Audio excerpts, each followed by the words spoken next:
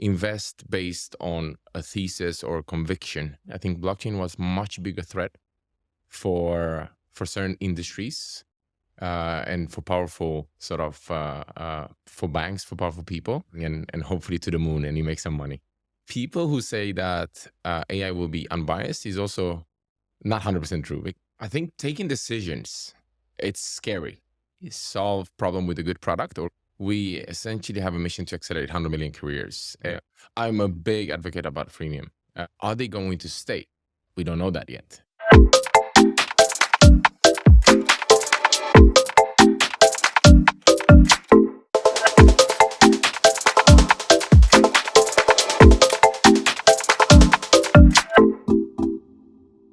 Welcome to the talk. I'm your host, Bugaru Zade, and today I have with me Alex, CEO and founder of Qureos. Alex, AI. Everyone is afraid that AI is coming for our jobs. Do you think AI is taking over? AI gonna make us lose our jobs, my job, your job, everyone else's job? And as Qureos, who is banking on edtech and finding us next job and next education, what's your take on that? Short answer, definitely not. I see AI as a way to automate the repetitive tasks, the mundane tasks that we do on a daily basis in different roles or in personal life. Depends on what type of AI and use case we're talking about. It definitely will replace those jobs that are heavily focused on just doing repetitive tasks. But on the other hand, there are skills that requires you to overlook the output of the AI. So, for example, I'll take recruitment as an example. Today, a recruiter or someone in talent acquisition would essentially do a lot of review of CVs or resumes and applications, which an AI can do much better and much faster.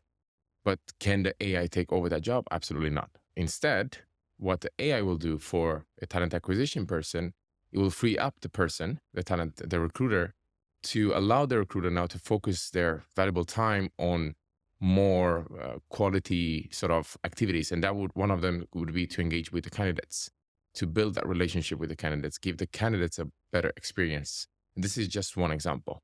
So on one side, to answer your question, some jobs will disappear, but I think we'll create other jobs that we don't have today. I'll give you an example.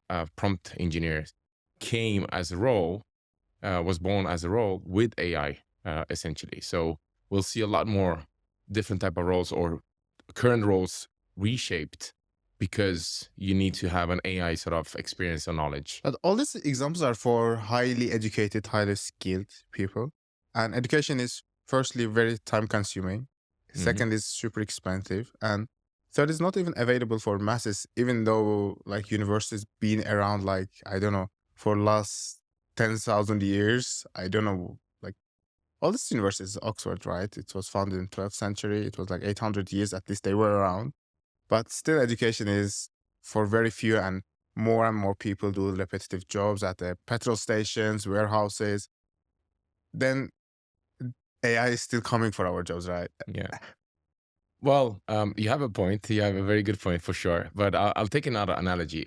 Internet was, in the same way where when it came, it was only for the richer countries, for certain segments, and even today, that adoption is not globally. And I don't think AI will be, available to every corner of the world and will take over all the jobs of the world. So, will it replace some sort of jobs that that only includes repetitive tasks? Yes. But I think there's a responsibility we as people, as companies, that we have to take to be able to make sure that we take care of the employees. If we optimize with AI, if we increase the productivity with AI and automate, what can we do with that staff? How can we redeploy to sort of focus their energy and focus on something else? And that could be even people that have employees in warehouse, for example. I don't believe that AI will be able to do everything that a person can do. There's an emotional side that AI will never be able to sort of Replicate. simulate or replicate.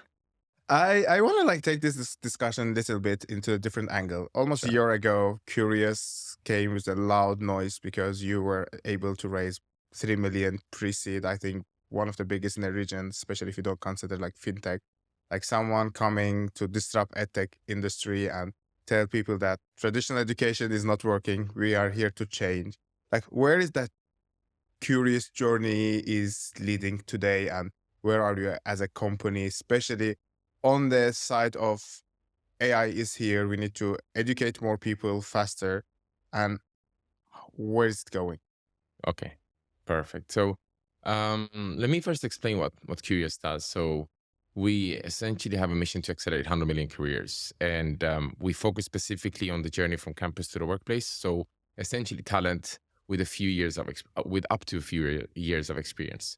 And the way we accelerate careers is essentially to help them to become employable, and we do that with what we call portfolio projects and mentorship.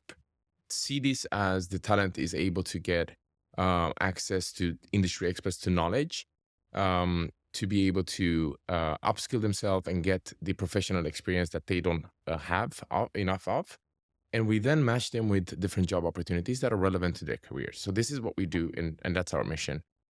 And when we started Curious, on a very high level, there's different phases, and the evolution of Curious was intended from day one to first build the talent pool. So today we have approximately 400,000, and every week we get approximately 10 to 12,000 new users.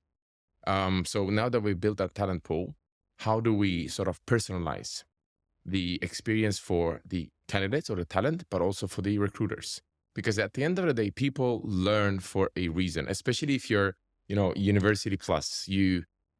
The outcome is usually your own startup, or you want a job, you want to shift career. One of these reasons is predominant factors. So that is the outcome. So just doing learning doesn't really solve the problem.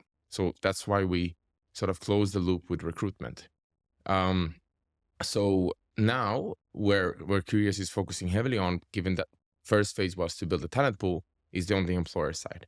And that's actually, we're launching today our AI talent scout, or which is essentially an AI recruiter that allows You are also embracing AI, right? we all have to do it, of course. And that allows basically employers to make their recruitment process super effective. And by super effective, I mean you're able to get your job description in a couple of seconds.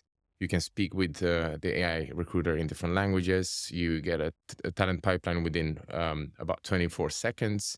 And the AI recruiter will shortlist and reach out to those candidates all on your behalf. So as I mentioned earlier in my previous example, the recruiters can now focus on the candidates and the candidate experience rather than just the manual tasks instead. I was like thinking, it was not like even long ago when the many companies were trying to disrupt the hiring experience through these one-way video interviews and automated interview processes, which failed miserably because people wanted to connect with the peoples and people end up not taking that interviews and that awkward self-recording Yeah. and question prompts. How do you think like will AI be able to complement this hiring process, or it will turn into that awkward one-way robotic messages, mismatched answers? Because we all know that like even the one of the forward technologies like ChatGPT is not even there to answer simple math questions. Apparently, it's very bad at mathematics, like because it's like linguistic language model. Like, where do you think like that thin line is in between delivering true human experience and then also like fully automating to make maximum out of Yeah. the process? This is exactly what I meant earlier. There's an emotional side that AI, at least the AI we know today, is not really able to cope with or cater for. And in recruitment, that is essentially the interview, the screening, the engagement with the candidates that definitely should be in a recruiter. At the end of the day, a recruiter or the employer is looking for someone to join their team. So it's not just a matter of assessing a profile of a person's skills. It's a matter of assessing the cultural fit. So like we are sitting here and having a good conversation, that gives us certain feelings. The AI will never be able to assess that, right? So definitely, I don't see AI automating the whole recruitment process. And even us, we stop as soon as the candidate is shortlisted, and that's when you, as a recruiter, take over and continue the process with the interview and the shortlisting further down the line, essentially. Then we can say like AI is there to optimize the process, but Exactly. like a complement, but not complete the process. Exactly. That's a very great point you mentioned about cultural fit, because recently we were hiring this candidate, like it was kind of perfect on paper, and then HR did that interview, and at all the notes about the candidate, there was like, okay, by the way, I don't think it's our vibe. It's our vibe. I love that honesty, it's like a cultural fit, all this professional language she used, but like then she wanted to make sure that I get the full understanding, and like it's not our vibe. And I was like, sometimes it's true, like AI can't feel the vibe, or sometimes even as a person, you read a perfect resume, a perfect profile, and then it doesn't match culturally, Yeah. emotionally, professionally, and so many different reasons that things can work or not. And congratulations on impressive 500,000 user base in less than a year. I believe it's a big number, but you also mentioned another big number of like 100 million carriers, right? And recently I was reading the news that OpenAI's ChatGPT was the disruptor in the industry because it got 100 million users in less than 2 months. But then there came Instagram's Threads, which is Twitter's rival or competitor, which made Elon Musk apparently very angry on Twitter, which managed to get almost 100 million users in 5 days. Yeah. And there's like this two dilemma. One is like a super innovative product that no one ever did that solves a problem. And then there's non-innovative product. It's a copy product, but with a huge audience and user base. Yeah. What is more important, a great product or bigger audience? I think my answer is not in line with what just happened in the market. But I at the end of the day, I think I'll answer this from a sustainable point of view. So just because Facebook or Meta got these users to try out Thread, are they going to stay? We don't know that yet. And maybe they are. They have a huge following, a huge audience.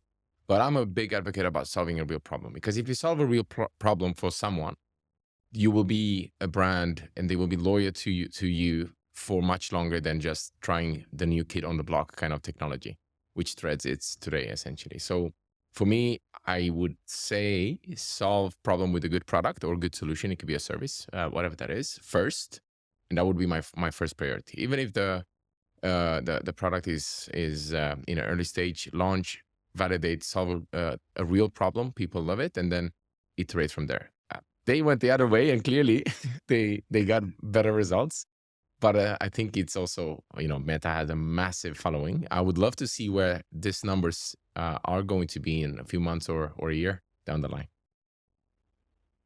I am thinking about the product and solution because, for example, blockchain technology, right? It took more than 10 years for Bitcoin to reach 100 million users or transactions, something in between, or wallet holders. And eventually that technology and that hype came, everyone was talking about investing, building technologies, then NFTs came, scammers came together, someone sold like NFT for millions, and then today they're like almost nothing in price. And then we saw this like a hype kind of moving away.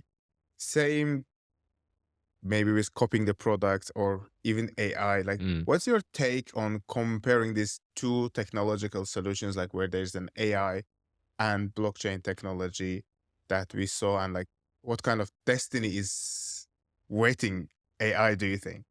Are you referring to AI and blockchain And as to and technology? in aspects of adoption, because we talk that if product solves the solution, it doesn't need to have mass following, but then we saw that mass following makes product and it puts it into different context, right? Yeah. If AI came and it couldn't have that kind of adoption, Yeah. then where would it take us? I love the question. And if I take blockchain first, it's a very high tech sort of technology, but it's not easy to adopt, right? So it depends. If you're a corporate, then maybe you adopt it. Depends on your use case. If you're a bank back in the days, then you're definitely going to push back on it.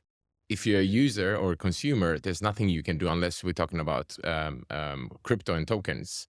Then you can start investing and hopefully to the moon and you make some money. But compare that to AI, which is, especially now with OpenAI, Bard is out, Falcon out of Abu Dhabi, much easier to consume, and you see the value instantly. So for me, looking at these two technologies, I mean, they are disrupting many different things on their own, many different industries. But looking back at blockchain, I think blockchain was much bigger threat for certain industries and for powerful sort of for banks, for powerful people, whereas AI is much more of an enabler in that sense, and organizations can realize the benefits of it in terms of productivity gains or cost savings, and hence we see the massive adoption. Us consumers, we can draft an email much faster today, and we don't have to sit in front of the inbox. So I think they are very on their own very powerful technologies, but the adoption for AI is much easier to realize the benefit out of. And I think like adoption for AI comes to a very high cost, but it doesn't come to the cost of the consumer today, because every query takes around 10 cents or something like it's like a pretty huge number. And I was surprised how expensive it is, but it all comes like a venture money cost today, at least in OpenAI's case.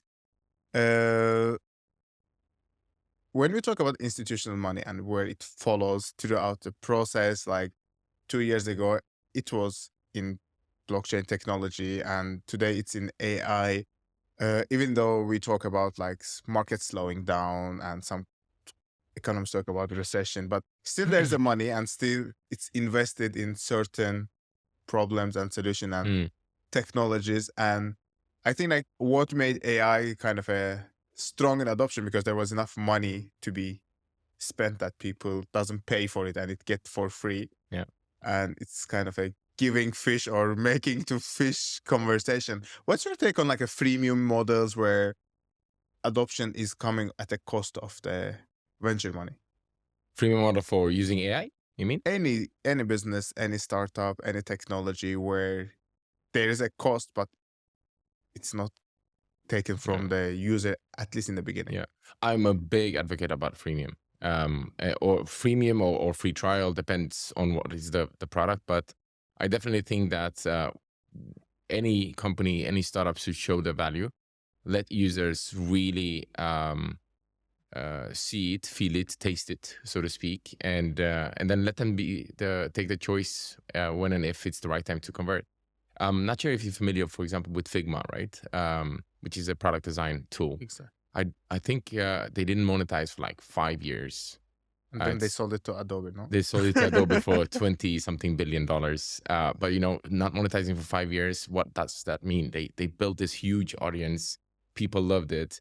It became a tool in their daily life. If you're a product designer, I remember even when I was trying to learn in the very early days of Qureous, I was trying to learn product design. I didn't know anything at all. My first tool was between Adobe XD or Figma. And Figma was, for me, too difficult. So I went to Adobe XD, but just a few months later, I went to Figma. So, it became part of my week. And at some point, I needed a few more plugins or a few more features, and I converted. So but I'm very big advocate for that. That is great. But like, what about like competition? Because there are so many great startups that lack funding and they can't offer this kind of a freemium or be 5 years not making money and then getting that chance to make 20 billion, right? It doesn't happen to every venture.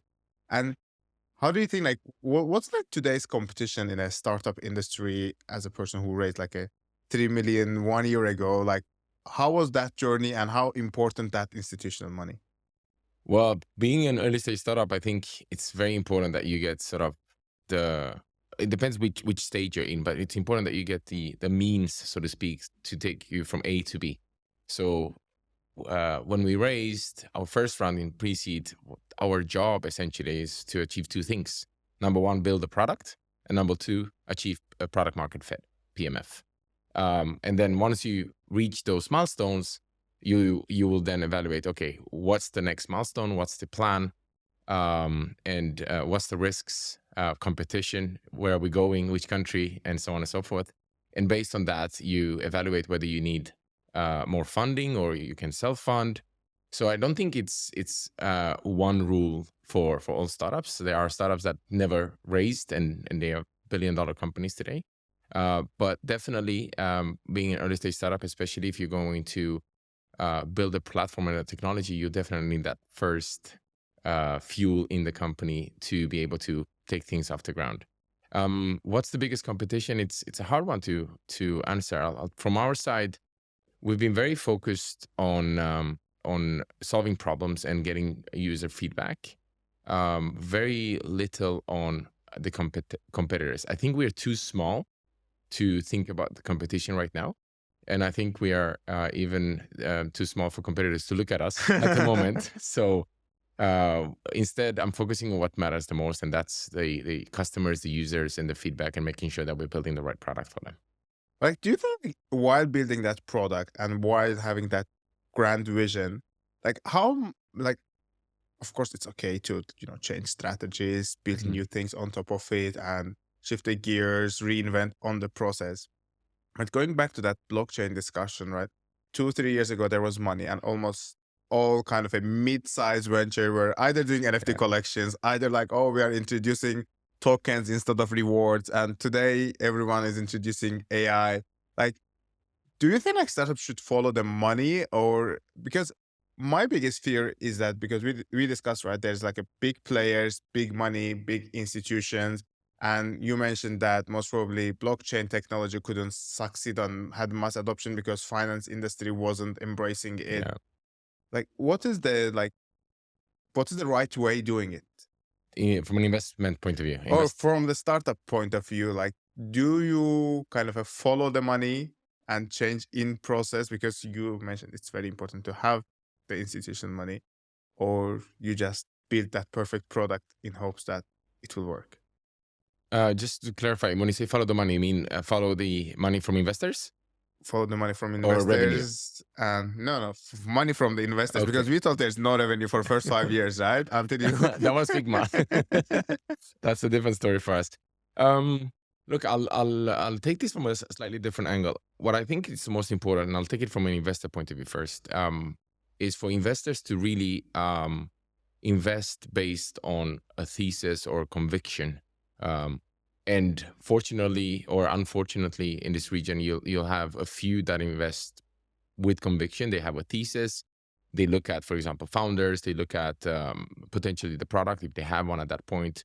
They look at these sort of factors that make sense for them to take a decision, and then they build that conviction and invest. Then you have the other type of investors, and I see two categories in this region that kind of follows the herd. It's FOMO investing. Oh, he invested, I'm going to follow on as well. Now that is a little bit cooled because of the market condition, but you have still a lot of FOMO investment. And you'll see if you speak with a lot of founders, startups, the minute that they have raised and passed a certain percentage of their allocation on an investment round, the rest fills up very, very quickly, right? And that is because everybody, oh, you invested, I'm going to come in as well. And I think that's bad investment. And the reason for that is because you're now going to have investors as a founder on board that might not have that conviction.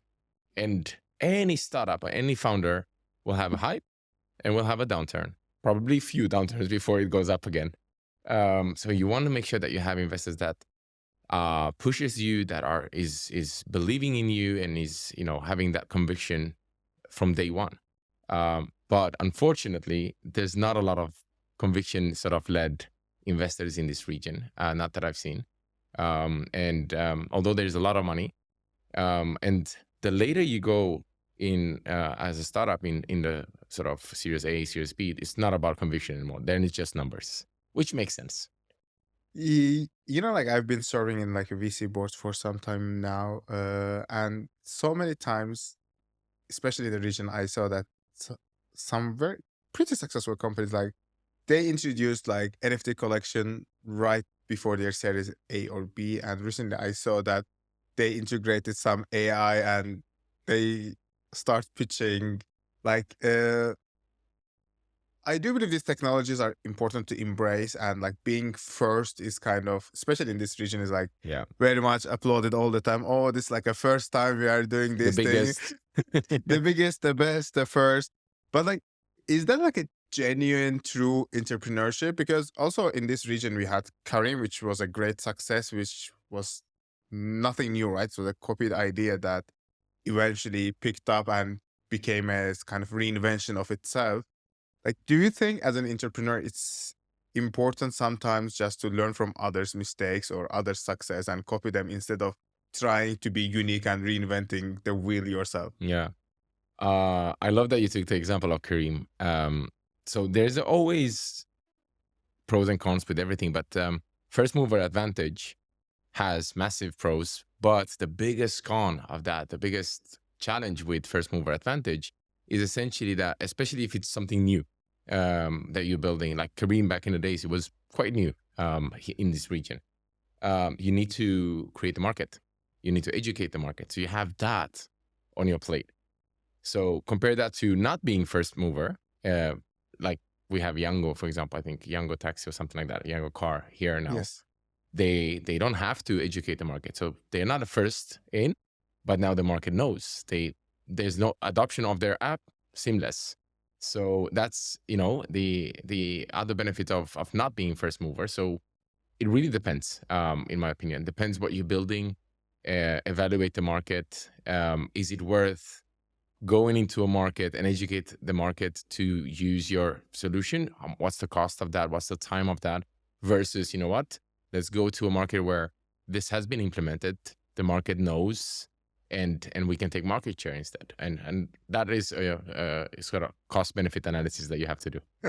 That's cool. Today I was watching this beautiful promotional video of Iris that you introduced for automation, and where you were talking about there's a ChatGPT, there's like Mid-Journey, and you put yourself as a AI tool for the HRs. Like, do you think like the industry community is already in need of such a tool because there's already an adoption? We talked about like 100 million users are using ChatGPT, or you still believe that there's a lot more to go and educate the market?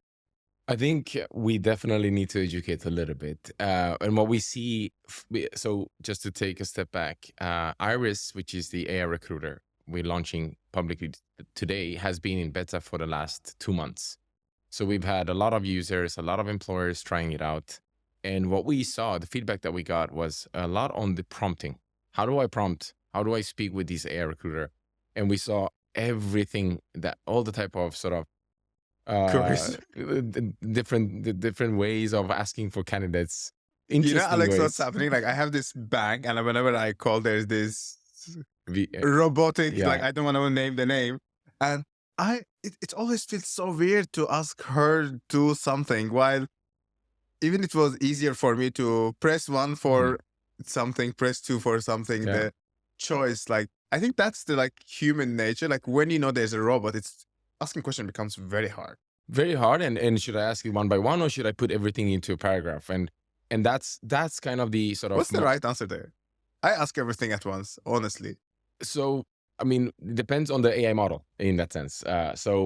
Sometimes Iris understands everything, especially if it's very clear. Sometimes it doesn't, and it will start asking follow-up questions. But then we saw users getting annoyed by you asking too many questions. So I think for us, we're gonna focus heavily on training the users on how to prompt. And another thing that also came out, which was interesting, imagine you're a recruiter. You pretty much know, if you're gonna hire for, say, a role, who you're looking for. But when Iris was asking for, hey, which skills are you looking for in the candidate? I don't know, kind of, and that is surprising, because typically in a job description, skills might or might not be there, right? It might be a bit vague. But when it comes to AI recruiter, you want it to match you with really good candidates. So now it's going to force you to go deeper into your sort of thought process. So we need to help people pull that out of them, essentially. And that's something that we need to focus on. But does AI understand, like, okay, now I have sufficient information, or So that's for us. We've sort of put a baseline on this is the bare minimum for us to be able to confidently, as a technology, say that we've matched you, Vugar, with X number of candidates. We need the bare minimum details. The more you give, the better it is. The better the matching becomes. So that's on us how we designed the algorithm and the AI to be able to ask certain questions. Honestly, Alex, machine learning and all these like automation technologies, they're not new to the industry, especially recruiting. Like automated screening softwares were there Yeah, for so long. And it wasn't secret. And there was like a lot of researches how it led to discrimination and elimination bias. and bias. And some people start like, even today, like I see these CVs that filled with keywords to trick that devices. How do you think like will AI become like a equalizer, or it will be more disruptive? Because it again learns from the humans, right? Or Yeah. the data we have. So it's a very interesting question. I'll split that in two. One is on the sort of matching and keywords, and one is on the bias. Let's start with the keyword side. So you're absolutely right. Traditional sort of, let's call it recruitment automation, recruitment matching has predominantly been adopting logical mapping, keyword mapping, like you said. So in a job, I see this keyword. Okay, I need to find this keyword in CVs, right? And that's why the result of this is you see CVs with 150 keywords, and they change the keywords for every job. So with AI, you don't need to do that at all. I'll give you an example with Iris, for example. If you, as an employer, are looking for front-end engineers, right? You don't need to specify specifically the technology or the language. You don't need to specify React, for example. The AI will look for React and will look for all the other 3, 4, 5, whatever languages that are used as a front-end engineer in CVs. So you don't have to, as a talent, to think about which keywords I should put in. Put front-end engineer, put your skills. That matching becomes contextual rather than keyword matching. So that's on the matching and the keyword. But regarding bias, this is a hot topic even internally. Because people who say that AI will be unbiased is also not 100% true, because the people who code the AI will have an unconscious bias when they code it, right? So how do you eliminate or remove as much of that as possible? And I think transparency, that's what we're trying to do. Like if, for example, and depends on where we are, because gender is, you can't ask for gender in Europe, for example, but you can here. But at the end of the day, we as Qureous, we try to think about when we are creating the matching algorithms for Iris or for matching, how we're questioning ourselves, and it's not 1, 2, 3, 4, 5-man team that looks at this. It goes in phases to make sure that we are not sort of infusing that unconscious bias into the code itself. But do you think at some point it will become more of like a candidate telling find me a job rather than job telling find me a candidate? Because we saw that tech companies hiring and firing. Then we have this beautiful movement of like salary transparency to make sure that everyone is paid equally. Like, when do you think it will become a candidates market, or will it become a candidates market love the at some question. point? I love the question. And this is exactly our direction. So candidate market, I'm not talking from there's a lot of jobs. I'm talking about, let's focus on the candidate side of things. So I'll explain what I mean for us. So if you look at today, you have a job, for example, whether you use AI or not, that doesn't matter. And one of them will get hired. The other 99, what happens? The journey ends, right? So they have to repeat, rinse and repeat, and repeat again. 10 jobs, 15 jobs, 50, 100, whatever that is.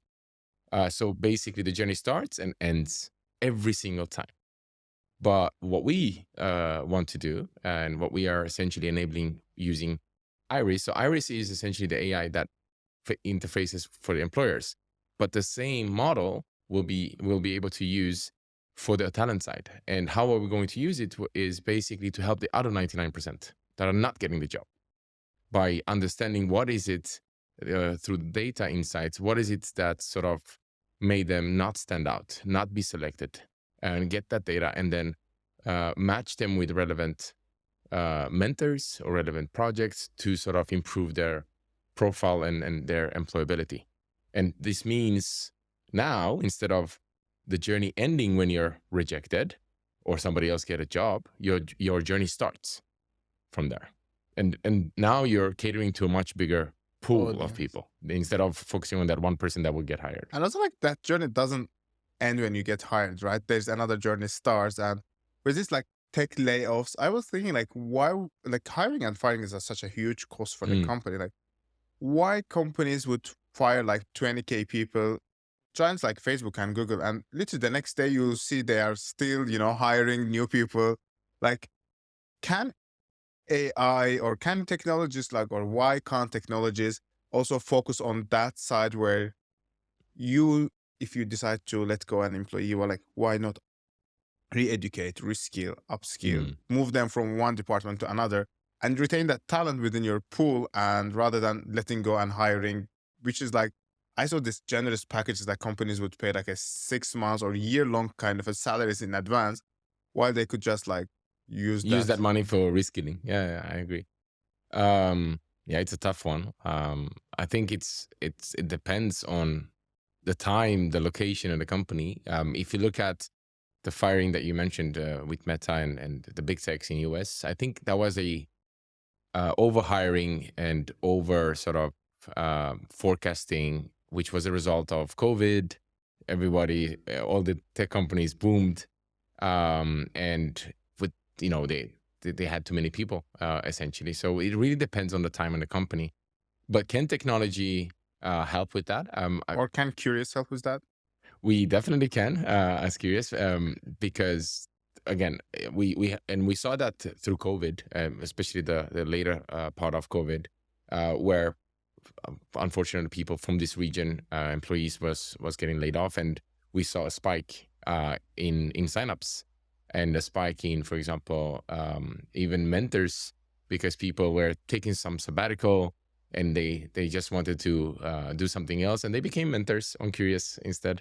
So we can definitely help, and we're helping them through matching, like I mentioned, to relevant opportunities. And those opportunities for us comes in different shapes, whether it's, hey, let me connect you with a mentor that might be able to, give you certain advice, whether it's career focused or for you to build that next startup, or upskill yourself, get some practical experience by working on some projects, or get that next job essentially. That's great that you mentioned the mentors, educational people, teachers. I was like reading that Harvard decided to put like an AI professor that students can ask questions and most probably get rid of this repetitive process, right? Maybe like The lecturing. same question 10 times. Same question 10 times. Do you think that like not only like HR side, especially like for Qureous, because there are so many modules that people can apply and take and learn new skills, eventually build new careers. Like, do you think at some point AI can teach? Oh, definitely teach, but to a certain level. With the AI I know of today, again, teaching, I'll tell you a personal story. I hated school big time. Probably a lot of honestly, like almost every person I had on this chair, they hated school and they started their business. But that's not the moral of the story. But there's one particular subject, which is math, that I loved. And that is not because of the subject. It's because of the teacher I had.